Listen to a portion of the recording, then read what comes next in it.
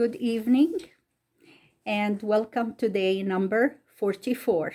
My name is Mary, and I am Egyptian, but I'm challenging myself to read the Bible in English, as Arabic is my first language.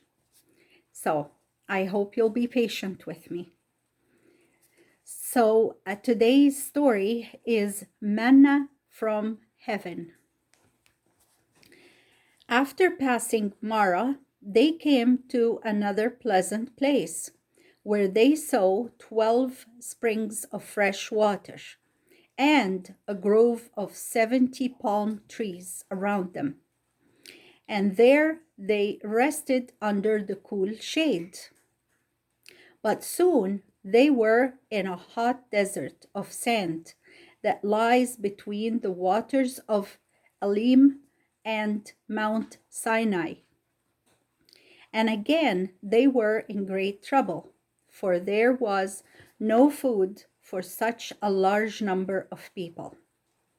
Then Moses called to God, and the Lord said, I will rain bread from heaven upon you, and you shall go out and gather it every day. The next morning, when the people looked out of their tents, they saw little white flakes all around the camp on the sand. It looked like snow or frost. They had never seen anything like it before. And they said, just as anybody would say, "What is it?" in the language of the Israelites. What is it? Is the word mambu. So the people said to one another, Manhu, Manhu, and this gave a name to what they saw, Manna. Moses said to them, This is the bread the Lord has given you to eat.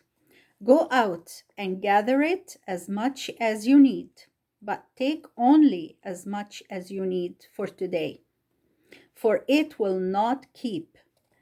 God will give you more tomorrow. So the people went out and gathered the manna. They cooked it in various ways, baking it and boiling it, and the taste was like wafers flavored with honey. Some took more than they needed, not trusting God's word that there would be more on the next day, but the leftovers spoiled and smelled badly. This was to teach the people that they should trust God for their daily bread every day. The manna left on the ground did not spoil, though when the sun came up, it melted away, just like frost or snowflakes. Before the 6th day of the week came, Moses said to the people, Tomorrow, on the 6th day of the week, take twice as much manna as usual. The next day is the Lord's Sabbath,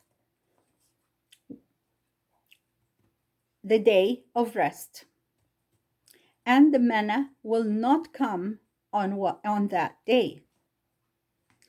So the next morning, all the people went out as before to gather the manna. On that day, they found the manna that was not used did not spoil, but kept fresh until the next morning. On the Sabbath, some of the people who had failed to hear Moses and had not gathered the manna in advance for the Sabbath went out, but they could find none. So that day these people had nothing to eat, and all Israel learned the lesson which we also should remember, that one day in each week belongs to God and is to be kept holy to the Lord. I will show you the picture.